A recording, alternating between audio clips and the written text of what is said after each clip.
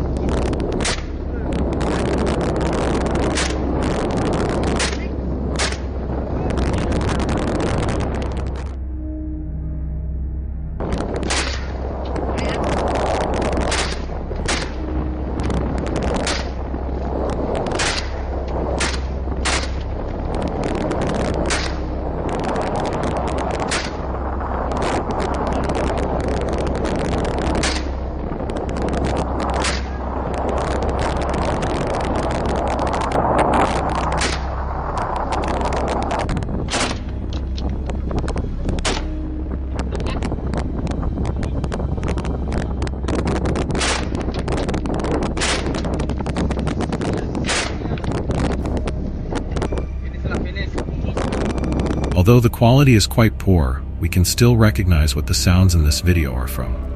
These are gunshots, coming from one of the most haunting videos ever publicly shared on the internet. It captures the brutal killing of 4 men. Today we are delving into one of the darkest mysteries to ever appear on YouTube. A mystery that to this day has no satisfying explanation. On August 17th, 2014, a YouTube account under the name commonking ssavou uploaded a video over 10 minutes long titled Fishing Vessel Fusion Crew Getting Shot Outside Fijian Waters. For those who were curious or unlucky enough to click on that video, every frame likely burned into their memory for a long time. The video initially showed a peaceful blue sea, but this tranquility was merely a prelude to the horror that viewers would soon witness. The camera panned across a few ships, and the viewers could hear sounds, voices, including Chinese, Indonesian, and Vietnamese. Then, the footage took us to a man clinging to what appeared to be wreckage, adrift in the ocean, seemingly in desperate need of help. With the cameraman being on a boat, he could have easily saved the man, but instead of throwing a life preserver to the drowning man, what the people on the boat offered him were bullets. Several shots were fired toward the man's location. The first few missed, but the 4th shot struck the man in the head, leaving a haunting red pool on the water. The video, however, did not stop. Cold-blooded shots continued to be fired into the water, and viewers could see 2 other men desperately clinging to the wreckage, simply waiting for the inevitable. The camera then turned to those on the boat, perhaps because the cameraman couldn't contain himself. He couldn't contain his laughter. A chilling, gleeful laugh echoed from the video. By this point, viewers might start questioning whether these people were even human. The men on the boat quickly located a 4th survivor who was also shot dead. Throughout the ordeal, the people on the boat cheered as if they were participating in a competition. The footage concluded with the killers gathering for a celebratory selfie, with audio that anyone could understand.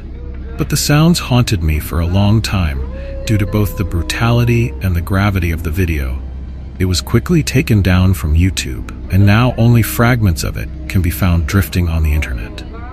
Authorities quickly began an investigation, and given the quality of the video, it was highly unlikely that it had been edited. But because the video was so old and there were no leads on the individuals involved, the police had to focus on another clue: the Facebook account that uploaded the video. For witness protection reasons, we only know that the uploader claimed she found the video on an iPhone 4 that had been left in a taxi while she was traveling in Fiji. Surprisingly, the phone wasn't password protected, and she found the videos stored in it. We don't know why she decided to upload it to YouTube, but viewers quickly realized that the murders likely didn't occur in Fijian waters. And the location in the video's title was probably just because the uploader didn't know where the crime actually took place. Later, the uploader admitted that the story about finding the phone was false, which muddied the investigation even further. Despite local police and a large-scale internet search trying to uncover the truth, nothing substantial was found.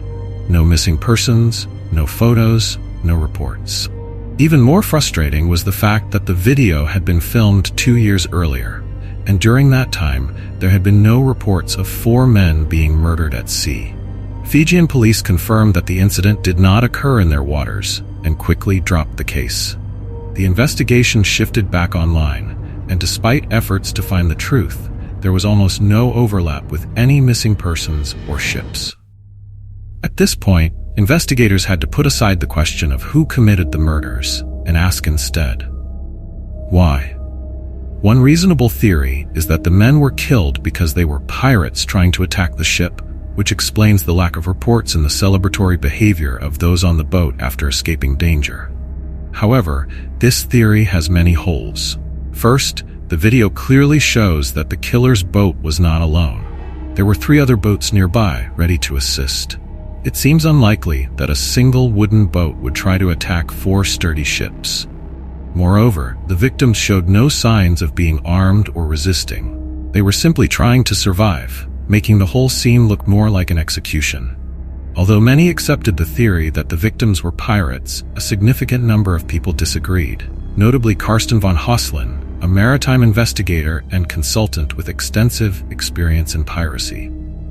He launched his own investigation, compiling his findings into a series called Lawless Oceans, aired on National Geographic. In a 2017 episode titled A Mysterious Sinking, Karsten identified the names of the 4 ships involved: Chun-1 217, Chun-1 628, Lao Yuan U-99, and the killer's ship, Ping-Shin 101. These Taiwanese vessels always operated as a group, led by Ping-Shin 101. The area where the incident occurred was a disputed zone, not governed by any nation's laws, making it a haven for illegal fishing and other illicit activities, including murder. Ping-Shin 101 had previously been warned for aggressive actions toward other fishing boats, and in 2010, it received insurance compensation for a collision with a smaller boat. The captain of Ping-Shin 101 claimed it was an accident, but leaked footage revealed otherwise. The video showed the crew pursuing and attacking a smaller vessel, cheering and jeering, just like in the 2014 murder video. The smaller boat didn't appear to be a pirate vessel and wasn't attempting to attack. While the fate of the smaller boat is unknown, many believe its outcome was similar to that of the victims in the 2014 video. Karsten's investigation also traced the origins of the sunken vessels in the YouTube video to a small port in Iran. He discovered that 2 boats had gone missing there, and their descriptions matched the wrecked boats in the video. But why were there no reports of these missing boats? Upon further investigation, Karsten found that the boats were likely involved in illegal activities, disguised as fishing vessels, but actually transporting contraband. It's possible that even the killers didn't know the boat they attacked was smuggling drugs. Because Ping-Shin 101 didn't want to be involved in such activities, they likely committed these actions not for plunder, but out of sheer cruelty. There is no justification for the horrific deeds of these murderers, even if their victims were also other illegal workers. At this point, everything has become too clear. Just need to track down that infamous ship. All our questions will be answered. However, finding Ping-Shin 101 at that time was impossible, because it no longer existed. In July 2014, a ship in the Indian Ocean received a distress call from a neighboring ship, and when they arrived, the ship was burning fiercely. That burning ship was none other than Ping-Shin 101. The sailors of the ship claimed that the engine was submerged in water, causing the machinery to catch fire, leading to the entire ship sinking with everyone's secrets and evidence down to the bottom of the ocean. When asked about the specific cause, all the sailors could not give a suitable answer. Many investigators believe that the reason this ship caught fire was because someone intentionally sank it. But the motive for this was to collect insurance money or to hide the evidence it was carrying. This question is very difficult to answer, now that the ship is now deep under the ocean. But even so, the hope of the investigators was not completely exhausted. When there were still sailors of Ping-Shin 101, they quickly tried to exploit information with these people. And according to Karsten, there were actually some people who agreed to answer him. They admitted to having committed not just one but many murders at sea with similar scenarios. They often chased small boats, crashed them, and then used guns to shoot down the sailors who were floating in the middle of the ocean. This is really no longer the action of a human, but of a monster. Although all these cruel people deserve to be held accountable before the law, there is still one person who must be held responsible at the highest level, the one who ordered his crew to chase and massacre innocent people. None other than the captain of the Fijian 101, Wang Fengyu. 46 years old, currently Chinese, the captain of the Fijian 101 quickly came into the sights of investigators as well as the police. According to the testimony of Aldrin and Maximo, 2 crew members of the Fijian 101, Wang was extremely deranged and cruel. He was a harsh man who would beat his crew members, punching and kicking them if they made mistakes. This was just one of the testimonies about Wang's brutal personality. That alone gives us an understanding of how Wang could order his crew to act so ruthlessly. After his arrest, Wang continued to stubbornly deny his crimes, claiming that he was merely acting in self-defense, asserting that the other ships were pirates with intentions to attack. However, in the face of undeniable video evidence, Wang's argument quickly collapsed and he was brought to trial. The Kaohsiung District Court in Taiwan charged Wang with 4 counts of murder at sea, but he could only be convicted for the 2012 incident, the one we are discussing, related to the Fijian video, since the other cases lacked evidence.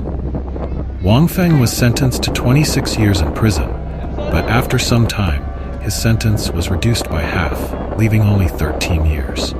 Despite other crew members having committed murders, none were charged, making Wang's sentence the only justice for those who died.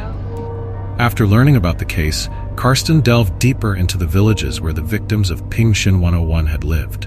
Many families had permanently lost their husbands, fathers, and breadwinners.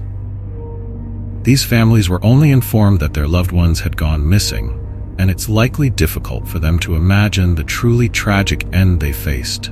As for the case, it closed with much controversy. The consequences fell on just one captain, obsessed with pirates, whose unstable personality led him to order his crew to attack defenseless ships.